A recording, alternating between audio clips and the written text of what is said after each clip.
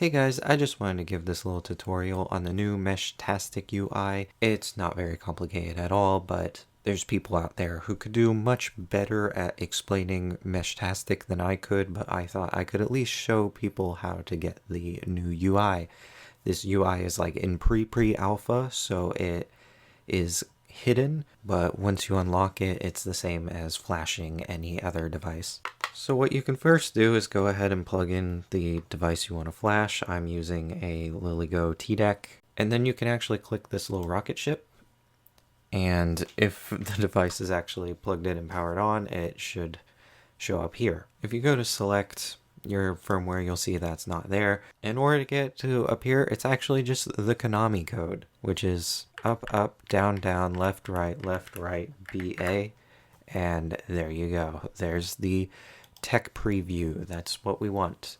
You just go flash and make sure you check Meshtastic UI. That's the new UI. I usually do a full erase, just depends on what you're doing and if you have a backup of everything you need. So that's simple enough. Let me show you what it looks like. So here's the new UI running on my T-Deck. I am recording this one-handed, but the touchscreen is actually really responsive. I've never gotten to test this out because I've only been using the old firmware where none of this really matters.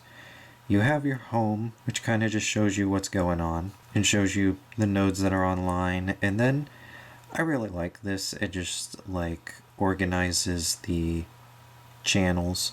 When you first get this, you have to select long fast, which takes you to long fast and automatically opens it up as a chat. There's also this location map. I don't have a GPS in here and I've yet to fiddle around with this. But that seems really cool to have a local map, and then the settings that are available to us so far. Now I'm sure there's going to be better tutorials on this UI. I'm just kind of showing you guys around because this is meant to be a very simplistic video of just showing what is available right now. It does work with the trackball, although I have a nightmare using this trackball, so I prefer to use the touch screen. You can like select things and click and it works, but it's kind of funky. I've noticed that my typing is now more responsive than using the old firmware, so I really like that. I feel like there isn't as much of a delay in between my typing. I don't know why I typed that, but anyways, I'm really happy with how this is looking so far. I'm sure it's going to see improvements in the near future, but I've been waiting for this for like a year, and I just wanted to post a quick video on how to install it. Thank you for watching. I'll see you guys in the next video.